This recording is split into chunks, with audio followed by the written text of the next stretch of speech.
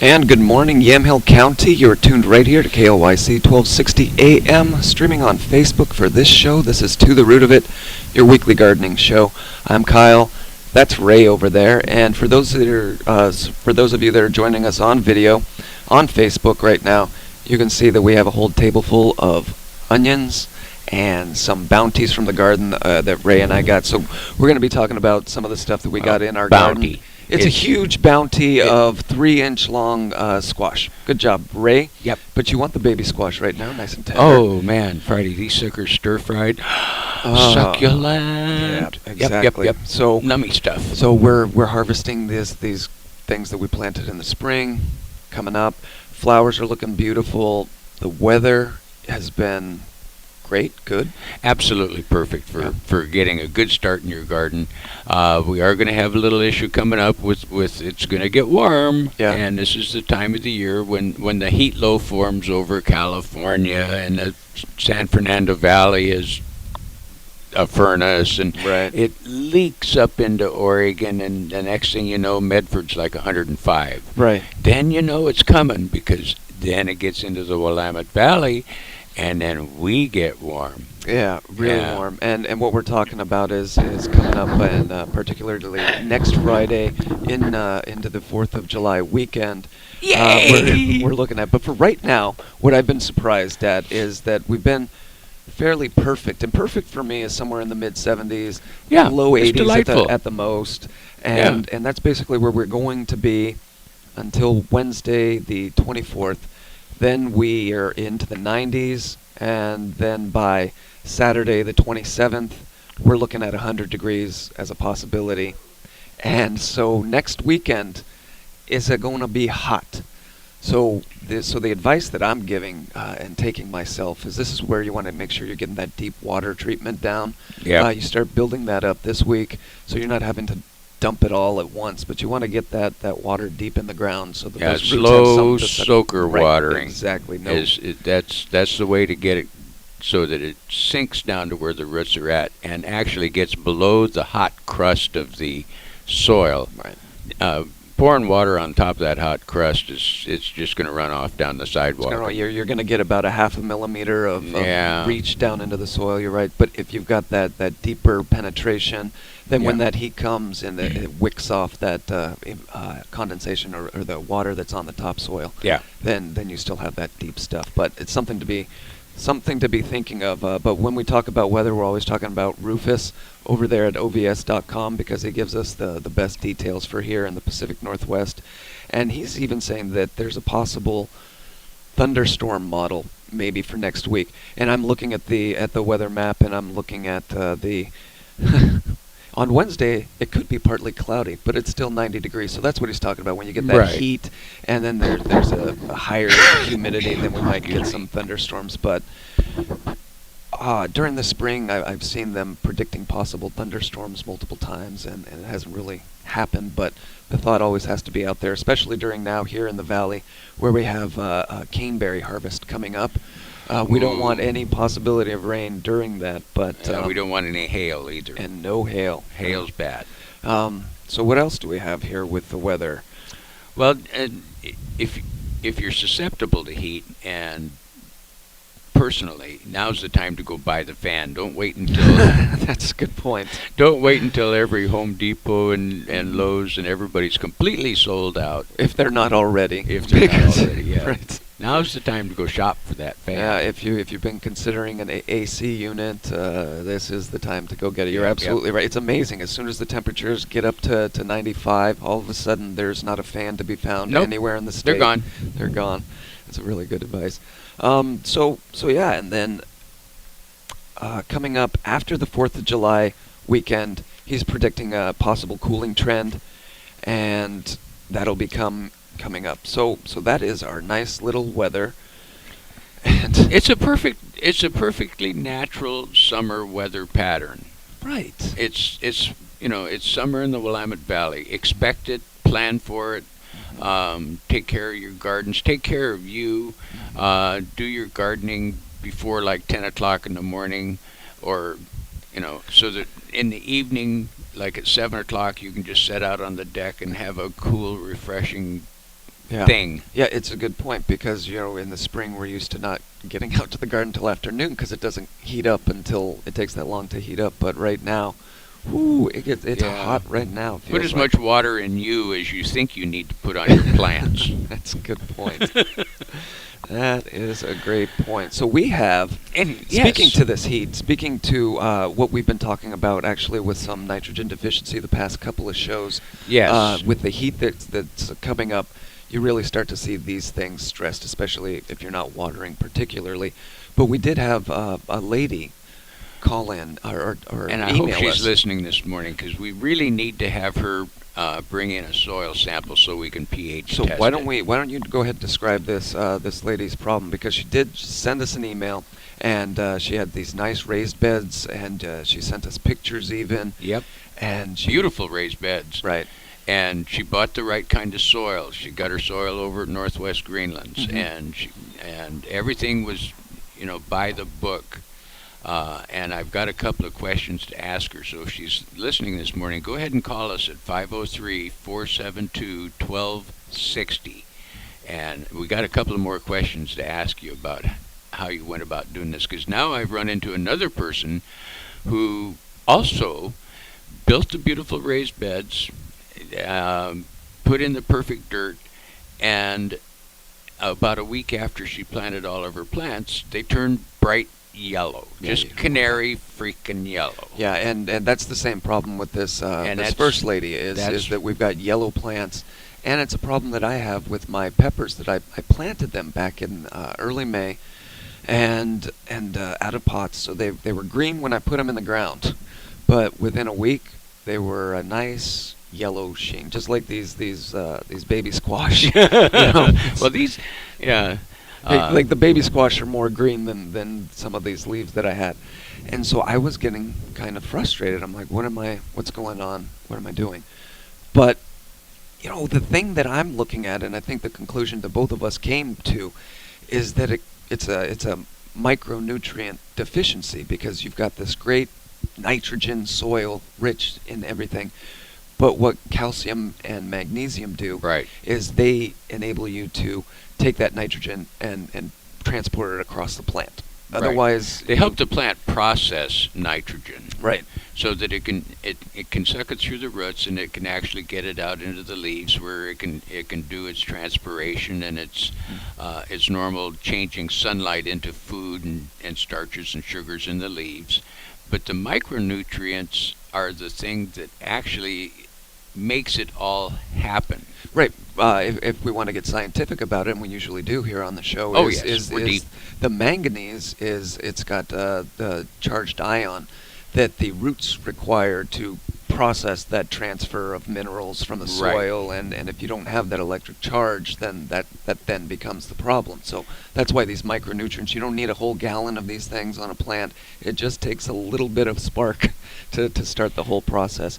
And I think that's probably what the problem is with my peppers and with these ladies is that we had lovely soil, just no spark. Yes, and it takes a while when you get new soil. It takes a while for the little bacteria and things that actually do the work of turning the chemicals into... The breaking down. The breaking down of the chemicals are actually not done in the roots. They're done by the little bacteria that surround the roots. So there's a kind of a transfer phase, if you will, from dumping nitrogen pellets on the soil till it actually gets out to the leaves of the plant. There's a thing that has to happen, and it has to go step by step by step. Yep.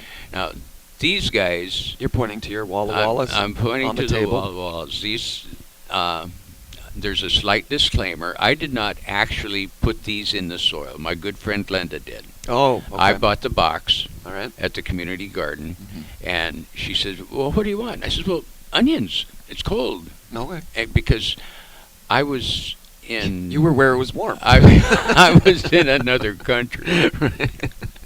And so she very lovingly planted all of these onions for me. And when I got home, they were already probably 14, 16 inches tall. They were, for like cut onions, green onions for stir frying and stuff. They were perfect. Oh man, were they perfect! These are Walla Walla sweets, and you can see that these guys are now Yeah, they really got some girth, some size. good. So we're looking at about 4 feet tall. Yeah, 3.5 pretty feet? close to 3. Yeah. Yeah, and they are absolutely lovely. The other ones, they're just a little short of 3. These guys were planted a few weeks later. So you've got the white ones. What were the white ones again? They're all Walla Walla sweets. Oh, the smaller ones. You've got the smaller ones. The right. smaller ones are Walla Wallas as well. These are a spicy red onion, and I mean to tell you, these guys. They're pretty much as tall. They're the bulb almost themselves as is tall. smaller. It's like a nice big elephant garlic bulb size of a red onion. And it's a good firm bulb. You could slice this as thin as you want in a salad. But the green stalk you're looking at another 3 feet tall of green. But these things are just as tender as can be. If you want to take and besides the onion, all of this greenery can be finely diced and stir fried. Put it in your put it in your fried rice. Yep. Put it in your Spanish rice with a can of green chili, diced tomatoes. Oh, we're talking some serious good grub. Yeah. Serious good grub. Yeah. No, I take recipe lessons and suggestions from you now because last night we went ahead and cooked up some fried kale, baked kale, because it's a fried baked kale is more what it's considered, and put it in the oven, pulled it out. Delicious stuff. It's just drizzled with olive oil, slight salt, and very simple. I eat it like chips. Can't eat just one. No. You can chow down onto that till you get plumb regular. Yeah. And so it turned out really well. The only problem I had with it is I didn't have a frame of reference for temperature or length, duration. That's an experiment based on the way your oven works thing. Yeah. So I went ahead and I had it at 385, and I put them in there for 10 minutes. That was the first batch because that was a mistake. That was a little too hot, a little too long. We got a little smoky, so but not completely burnt. So they were still edible. I knew that the process needed to be refined. So I ended up at 325 for 5 minutes, and you instead of getting the brown burning color, you get it stays nice and green and dark. It turns darker green. Darker green and just as crispy as a Lay's chip. Yep. Oh, they're so lovely. And it took nothing at all. It was fun. Yeah. The kids went out and we picked the kale. Okay, we should take a break. We'll because, take a quick break. You all come back if you want to call us and have any questions about your garden this morning. Give us a jingle at 503-472-1260. And we'll try to make the magic happen. That's right. And we're also streaming on Facebook, so you can catch us up there. And if you miss anything, we're also on YouTube. And for right now, you're listening to us right here on KLYC 1260 AM.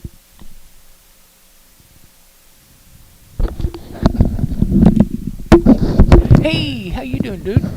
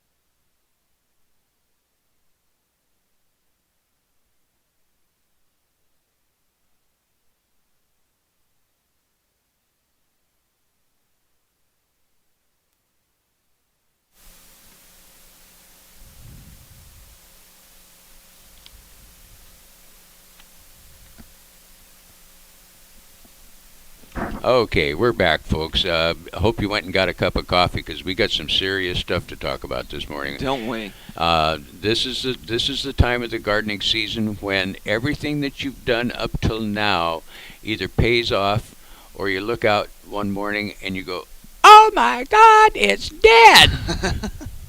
So, and variations in between. That's right. We actually had somebody come in studio with the similar problem The of exact same the question. yellowing thing. It's the thing. So the tomatoes, they're green all the way up top, but the bottom ones, the older leaves, they're yellowing, and it comes as a big surprise, as a big shock to all of us. Well, it looks ugly. Yeah, you don't want to see it. It looks plumb sinful, for crying out loud, and you think, oh my God, what did I do to my garden? Which is probably everything and nothing right. But the thing about the tomato plants is there's a vote of confidence. But the thing about the tomato plants, especially with those ones that are down on the bottom, the older ones, they're usually maybe not getting enough light also because they're covered by the new bright green ones. So those, when you get those old leaves yellowing, just rip them off. Yeah. Don't fear anything. Don't show any concern unless the leaves that are getting up higher, the newer, older leaves, are showing the same kind of symptoms. Or the ones, the leaves that are actually up around the blossoms, then you've developed a problem. But it's fixable. It is fixable. It's not. I mean, it's not time to rip the plant out and go running back over to the nursery and shake it at Carl and say, "You sold me rotten tomato." And no. That's not what you're going to do. Right. No, what we're going to do is we're going to go ahead and take a cup of Epsom salt and just sprinkle that around the base of the plant, the troubled plant. And that's the phosphorus, and then water it the in. manganese, and then you water it in. Yeah, you don't just leave it there. You got to. Otherwise, that would be silly. Yes. By Epsom salts, we're talking just the cheap box of Epsom salts, Just the one you get at the pharmacy for $2.98, and you take like a tablespoonful, and you can actually put it in your watering can and stir it up and dissolve the salts. So that's a tough call though. Those Epsom salts they're not like powdered sugar. They don't go down easily. You can like stir them around, and they just don't seem to break down. I think that's the whole. That's what's great about them for using them to clean and for your feet and all of that. Well, true. So that's why I recommend you put it just directly on there, and as you water it in, it'll figure itself out. I got a big wooden spoon I use. You just I rattle pistol it around and mortar in there is actually probably the first step that needs to be done. A little bit of it will dissolve, and Yes, that'll you're give you absolutely right. a fairly immediate fix. And what the Epsom salts do is they have the manganese and the phosphorus and the things, the micronutrients that are good for your feet, and they're also good for your garden plants. That's right. And this is okayed with Oregon State. It's we're not just feeding you old wives' tales here. Even though this is one of those old wives' tales, it's true. That actually work. Don't put the Epsom salts on the kale in the oven. No. Bad. No, it's not an edible kind of thing. It's not an edible thing, but it is an absorbable thing. And what it does is it helps the microorganisms around the plant break down the nitrogen in the soil, so that if you've put like steer manure or horse manure or something that wasn't properly completely composted, so that it's a little hot, and by hot we mean acidic.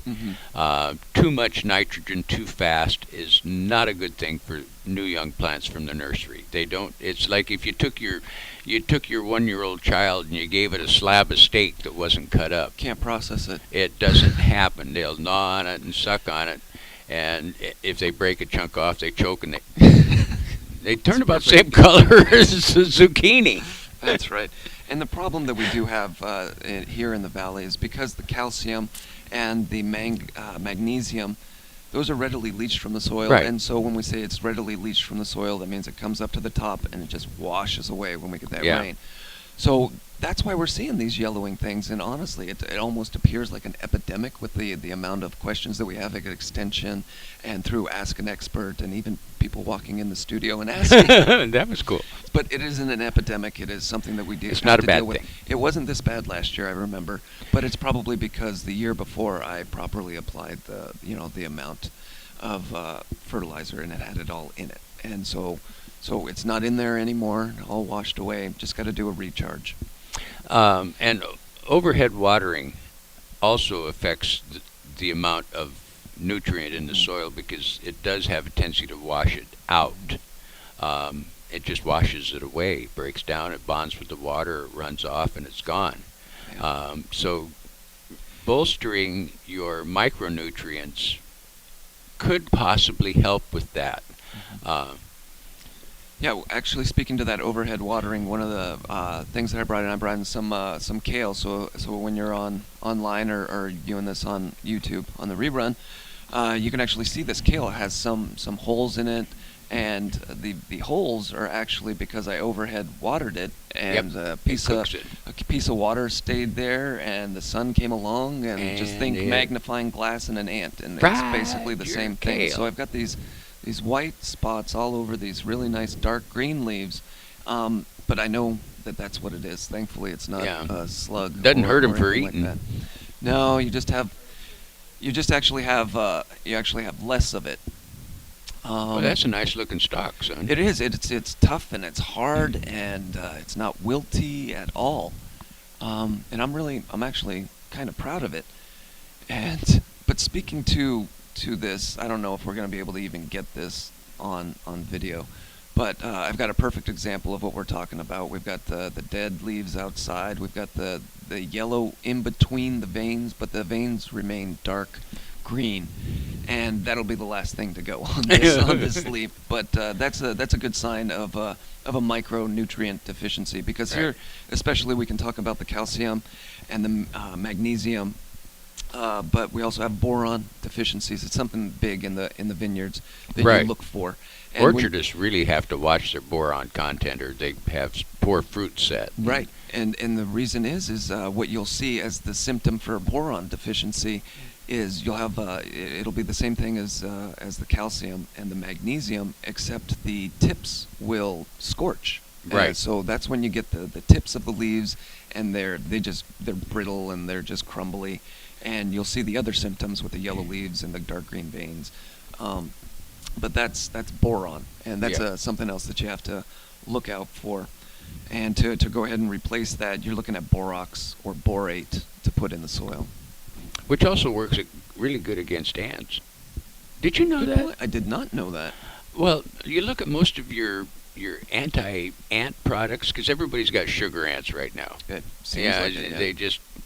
And I went ballistic with the suckers, because I happened to notice that I had an ant freeway across my driveway. I mean, this will not stand. No, they were like 8 lanes wide and 60 feet long, and I don't know where the nest was. Everybody was going the speed limit, but they were all headed for my kitchen. Nice. And so I took, all along the trail, I sprinkled just plain old borax washing soap. All right. And about 3 days, there wasn't any more on the counter. All right. And in about a week, there wasn't any more on the sidewalk. They took that stuff back to their nest and wiped out the nest, wherever it was. They get home, they wipe their feet on the mat. Yeah, there's no ants on my sidewalk this morning. I checked. Great. So we're looking at borax. Yeah, borax is a wonderful microchemical. It does lots of wonderful things, and it's way cheaper than the eliminator because I went and bought the nuclear waste ant kill. Right, I know that's not Master Gardener Sustainable Gardening, and I'll hear from somebody because it isn't. But every once in a while, you've got to go nuclear. You got to go DEFCON 1 on this. Well, I get frustrated once in a while. Yep. And I just go and throw my little dancing hissy fit, and I feel the need to disturb nature. Yep. Break up the balance. Good job. Yeah. So we're at 9, coming up on 9:30. Coming on 9:30. Let's take another quick break. That's what I want to do. Cool. So you're listening to us right here on KLYC 1260 AM. Remember that we're streaming on Facebook if you want to look at Ray. He's got some nice shorts on. Good tan, too. I brought this home from Arizona with me. That's nice. I didn't get anything from Arizona, but you brought a tan. Okay, so once again, right here on KLYC 1260 AM.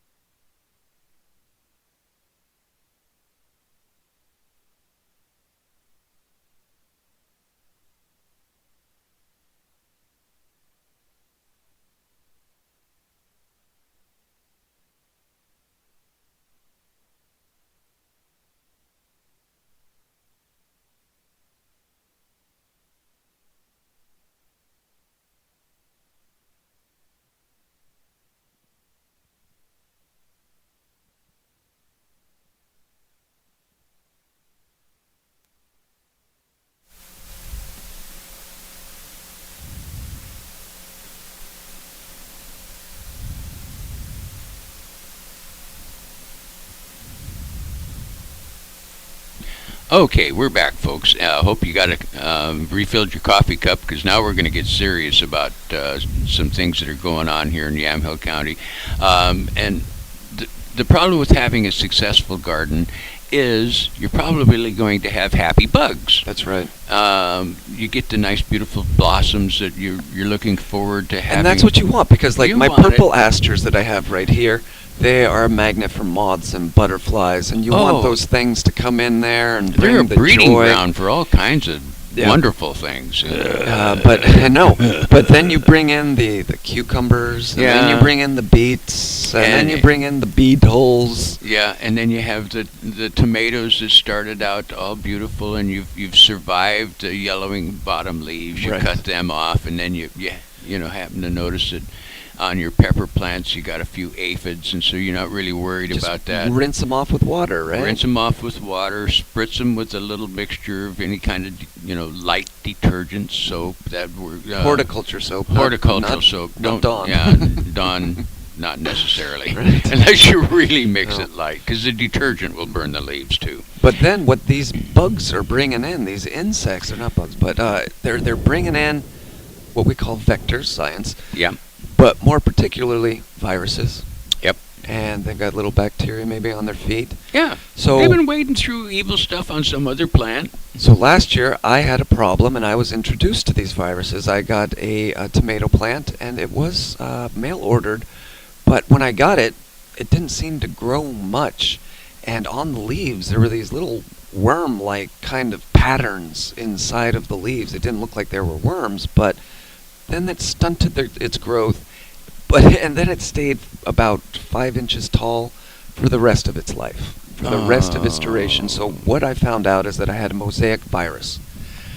And the reason I'm bringing that up is because one of the questions that we got into extension kind of had to deal with that, didn't it?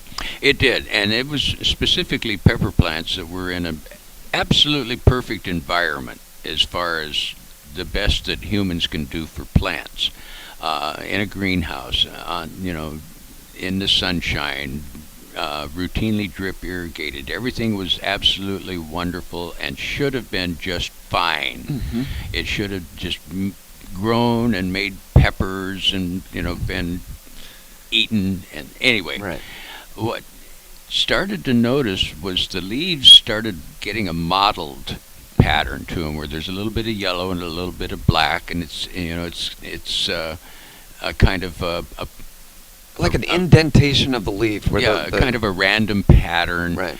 And then the leaves started curling up and looking like they were going to turn into, and then they fall off. Yeah. And then the plant's dead. Right. And you go, wow, what was that? Mm-hmm. And these are mosaic viruses, and there's a whole list of different types of mosaic viruses, and they travel by little leaf hoppers and things like that. The beet beetle, right? Yeah, there's one. Yeah. So these things are just hopping around. And those little yellow with black spot cucumber beetles, those are nasty little devils. Don't squeeze them. Do not feel bad about pinching them. Right. Because they're carrying these viruses, and so when they go ahead and they put their little mandibles into the plant, inoculate. Yeah, the virus goes from mouth to plant, and from plant into the leaf. And so what you're doing is, with this mosaic virus particularly, is it's breaking down the leaf's structure, its ability to stay outward and be a leaf, because it's attacking the little cells.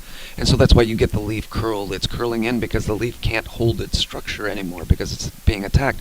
And what I've learned as a master gardener is that when a plant doesn't have leaves, they can't absorb the light from the sun. They can't process any of it. It tends to fall right over in the garden. Dies. Splat. Yep. So and so if you have this virus-laden plant dying in your garden, and something comes up and picks up this virus, it can get transported further, and that's how it spreads. So most importantly, you see a mosaic virus symptom, yank the plant.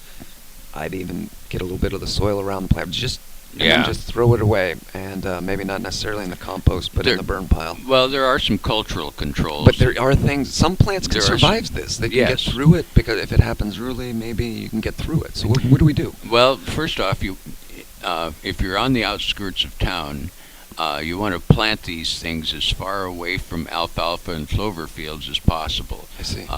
Aphids can travel some distance. If you get a yards. nice weed, if you get a nice wind blowing, right? Whoosh. Yeah, they can fly over, and so the main thing is to keep an eye on your plants. And if you see these little devils, just wash them off and get rid of them. Because if you wash them down onto the ground, they'll dry and die before they can crawl back up and suck anymore. Right. So that's one thing, and you want to keep your area around your garden as weed free. Not just weeding in the garden, but weeding, the neighbor's yard. The fence line. Yeah, don't be throwing Roundup over the neighbor's. So that makes them really cranky. Yeah. But the important thing is you don't want any of these vector. We talk about it, wanting different kinds of plants just to attract these things, but seeing this problem, you want to get rid of the possibilities for it getting any worse. So you're weeding, and then what? Oh, and then when you go to buy your replacement plant, when you get your replacement plant, make sure you check your plant before you take it home to make sure that it doesn't have any bugs or whitefly or aphids or anything. Look for the little black dots, which may be the leavings of the aphids. The leavings of the aphids, or the leavings of the caterpillars and things like that. So make sure you inspect your plants when you buy them. And this one kind of surprised me, is do not smoke when handling plants before washing hands with soap. tobacco products carry the virus as well. What? Yeah, I'm sorry. You could be. That's weird. If you're out there, you know. You got that big stogie going. You got the stogie going, you know. Am I in? Wow. You know, I every once in a while enjoy a nice fine cigar if it's a fine cigar. Yeah. Do it downwind to your garden. And then there's another thing is to be sure and wash your hands after handling infected plants so that you don't pass it on to the good plants, the happy plants. Try and look for cultivars with resistance to mosaic viruses, and there's a list of them. You can get it at the extension office, the type of plant, the species, the cultivar, if you will. And particularly, we got this information out of the Pacific Northwest Plant Disease Management Handbook, and that's we talk about that all the time. It's a perfect resource. You just go to pnwhandbooks.org and /plant disease, and it's a wealth of information. And that's that's where we got a lot of our information on this. But things like tomato spotted wilt, it's a virus that's carried by thrips and leafhoppers. So again, it's inspect your plants and make sure that you're keeping your insect cultural controls uppermost to help prevent the spread of these various things. And this is their month, 2 week period where they're there. This is holidays. This is their greatest time because as soon as that heat comes, the bugs are out. The aphids aren't going to be around so much, but the virus is. The party's still going to be there somewhere in the system, possibly. Okay, this question is from the lady down in Amity that we want her to bring some soil in for a pH test. Right. Because we'll be able to tell pretty quick. It takes about maybe 10 minutes to do the pH test. And that's what we always encourage. If you have any plant problems, you just go ahead and go down to the extension office here in Yamaha County. pH testing's free at the extension office. You don't have to pay the $35 to send it to a lab, which will take a week, by which time your plants are dead anyway. Right. But that is always the option, too, if you're so concerned about your soil. We'll do the pH test down at the extension office. Yep. But if you want something more thorough, we've got there are labs plenty around the county because this is an ag county. So there are plenty of soil testing options out there. So that mosaic thing, I'm looking at a picture of it right now, and it is it's a subtle, nasty kind of thing. So it's very subtle. When you first see it, you may think it's just shadows on the leaves, but once it can kind of look like overwatering damage too. Yeah. If you've been overhead watering, it can look like that, and you may suspect that, which is a logical expectation. But the main thing is to keep the invasive insects and things under control, so that, because they're the actual things that pack along the diseases. Right. And what we're recommending, we usually recommend, are the horticulture soaps, water when possible, and the good old finger squish method.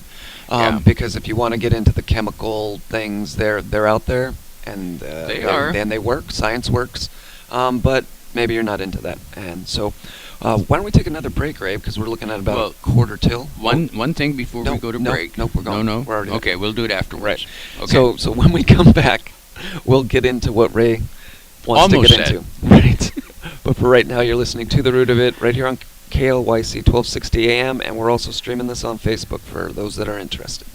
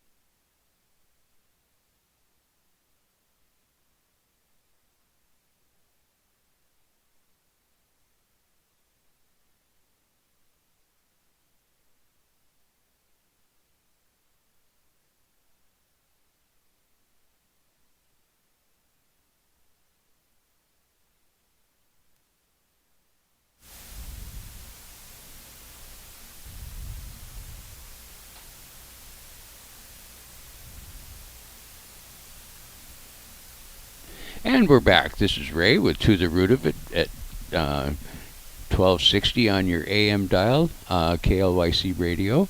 And we're discussing some serious gardening stuff this morning. And we're going to get into plant identification a little bit. Some of the simple things that you can do. We get a lot of plants at the extension office where people bring in a sprig and they go, what is this? It's big. It's it's green. It's what have I got here? And master gardeners, strangely enough, don't know everything off the top of their head. But we do know how to find stuff out, and that's the advantage of the class. And we so just you actually took a class. Yeah, we just had this class this week, and I regret not getting to go to this because I was out of town, and I had this in my calendar for 2 months, and I was looking for. I got the reminder. I'm like, yeah, okay. Oh, but then I had a friend say, "Would you like to go out of town?" Yeah, you got a better offer. I was like, kind of. I'm looking at exactly what I've been needing to know because, as you say, as master gardeners, we may not have all of the answers, but we know where to get them. We can read pictures good. Yep. And yeah, we're really good on pictures. So leaf structure, because we were talking about it with the mosaic virus, right, is the straightest way to identify the plant, right? That's where you get into the grouping and basically. But there are so many different kinds of shapes because I know of like, let's say, oval serrated. There. Right. That's it. Yeah, that's all I know. You got that one. Right. Lobate, palmate, and that's where I quit. Right. There you go. Yes, lobed. Lobed is what's a good example of a lobed plant? Lobed leaf, because they're pretty common. Oak leaves, maple leaves, anything in that variety. Some of your geraniums. Some of them. Right, so they're not like the typical leaf that you think. They're like the squiggly in and out, in and out, up and down. And so yeah, that's a perfect example is the oak leaf. If you know what an oak leaf looks like, that's lobed. Right, or a maple leaf. Or maple leaf. But then there's the long skinny one. Mm-hmm. Linear. That's so science. So you've got the linear leaf. These are like a sage. Right. Or a bay leaf or something like that. Just long and skinny, not oval because that's different. One of the unique ones are like. Oh shoot! The name just disappeared. Well, I'm looking at these world ones. These it's WHORLED, but it doesn't strike me as what I think of as world, but it's world, and those would be. I can't think of it. Not rhododendron. What's the other one that we have around here? Oh, we're blowing this. No. See, this is why we're going to have to call the master gardeners. But that's where you have, like, rings of 3 or more leaves in a group. Right. And then there's opposite, and that's the way they are on the stem. So you hold your stem up and you have leaves like this. They're perfectly symmetrical. That are perfectly symmetrical. And then you got to watch out for things like Oregon ash, where you have the opposite leaves, but the new bud is at the bottom of the stem. What? And all of these guys that are at the top. They are just leaflets. Interesting. Because they don't have a bud at the bottom of them.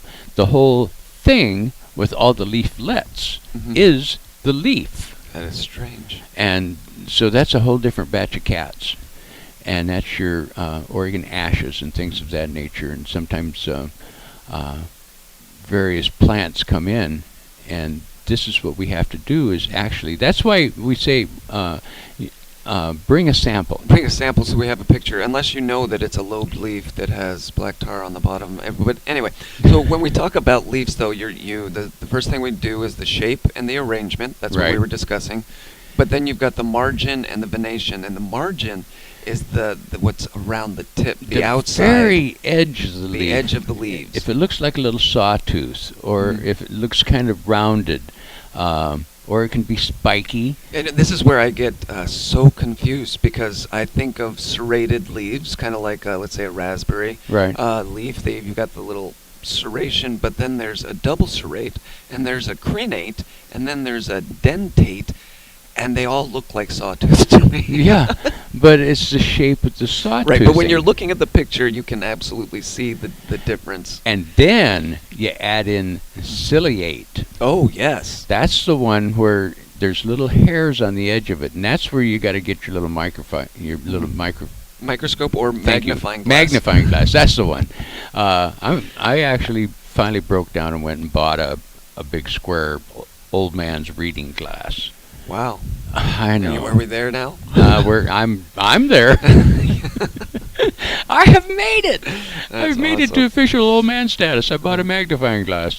So we've got the margins figured out, the different kinds of margins, but then you've got the venation, and the venation is the vein pattern that you see. And there's 9 distinct vein patterns. There's the one where you have the stem that goes up through the middle of it, and then off of the stem all come nice little straight parallel lines. Mm-hmm. That's the pinnate. And then we also have the arculate, which is that's where they curve up. It's like a menorah. Yeah, it's like exactly. Yeah. The menorah-shaped veins, and then we've got this dichotomous, and I think that's what I'm looking at with the kale. That's is that what that is? Yes. Yes. Where it goes out That's straight, science. and then at the very end of it, it breaks off in a whole bunch of. It's like the little streets on the leaf where the nutrients are going to go, and when it gets out to the edge of it, they fan out into little micro capillaries, if you will. Right. And then there's the palmate. That's where it comes up, and then everything comes from one little node, like a maple leaf. Mm-hmm. And then you've got the cross-venulate, and this is an awesome resource, this page. If you're just really interested in diagnosing it for yourself, you can just look at the leaf shape, you look at the venation and the margins, and pretty much you can just Google that or put it in anywhere you want. And well, this page is found in any, I don't know, you just Google leaf arrangement, and it's there. But it's also available in the Pacific Northwest Disease Handbooks, because that's information you need to know. You go to extension.oregonstate.edu/Yamhill, and in the search column you just type in shape and arrangement leaf. You can still just go ahead and bring a branch into the extension office, and one of the master gardeners will reach around into the library and pull out the book that has the pictures in it, which is really handy. We have this fabulous library. I don't know how many hundreds and hundreds of books we have in the library down there, all resource materials that master gardeners use to sound like they know what the heck they're talking about. Yes. Again, we may not have all of the answers, but we know where to get them. Dig that out. So you brought in another thing. This is the key to some common plant families in the Willamette Valley, and they call it a dichotomous key because it's either or. Yes or no. It's yes or no, and you go through and you start out with. Does it have flowers? This is another reason we ask you to bring a flowering sample if possible, because the flowers are really essential to identifying what a type of plant may be. At the minimum, you need the leaves. Mm-hmm. If you can have the flowers, you're way ahead of the ball game. Mm-hmm. And if it's a fruiting plant, like a pear, a fruit tree, or peas, anything in the pea family has a little pea pod as a seed pod. The more information you bring with you, the better off we are. We don't have to guess. Right. Right. So we can use the pictures. So in this key, the first thing you ask is the flower. The flower, and it says, is it a 3-meres venation parallel? And that simply means, does it have 3 petals? There you go. Because like we were talking about the leaves, that there are a certain type of leaves, and then you break it down into the margins and the other things. Flowers are the exact same thing. Right. Does it have 3 petals? Do the petals open this way? Where's the stamen located? But okay, let's say that there are no flowers. Let's say Let's go down to turn a page over. Turn a page over. You have no flowers. But then you get into where's the ovary on, you know, where's the, because almost everything has some type of flower except ferns. Ferns are their own little batch of cats. If you looked on the plant chart, the ferns are at the bottom.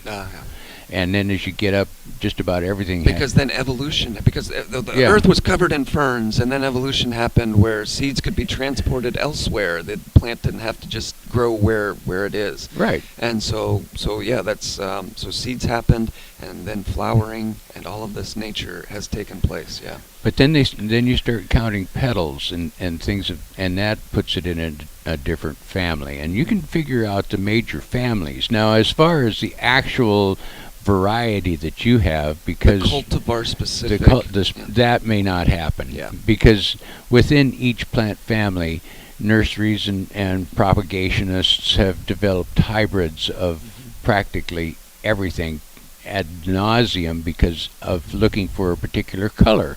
Right.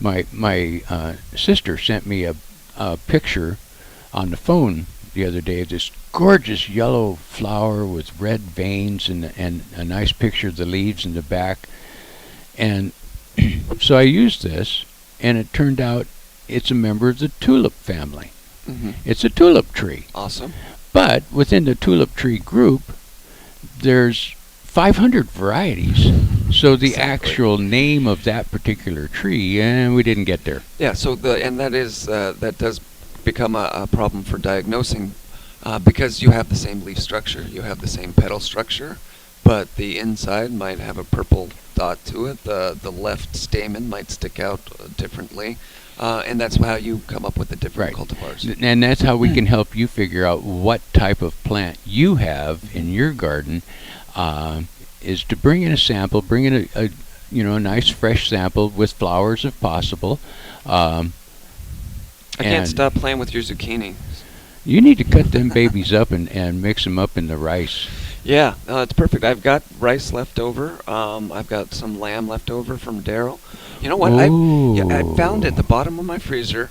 I had some nice lamb that we got from our fellow master gardener last year. It has July 14 on it, but it's been sitting in my deep freezer for a year. Pulled it out. It didn't look any different than anything you'd buy in the store, which is to say it looked really good. and so I got to eat a little bit of it, just a touching of it last night, and yeah, it's delicious. But it reminded me that now I'm out of lamb. I got to give Daryl a call. Oh, yeah. Yeah.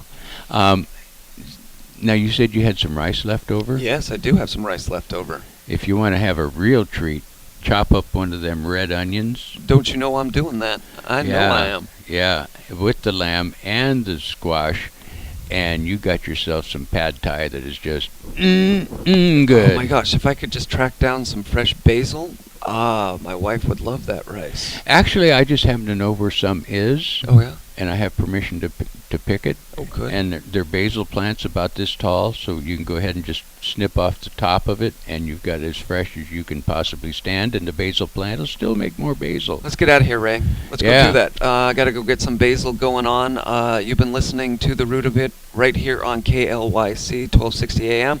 If you missed any of the show or you just like looking at Ray, you can catch the rerun on youtube.com. Just search To the Root of It, KLYC, and today's date. If you want more information about the station, just go to KLYC.us. We are always up there on Facebook, so give us a like. And we'd also like to give a shout out to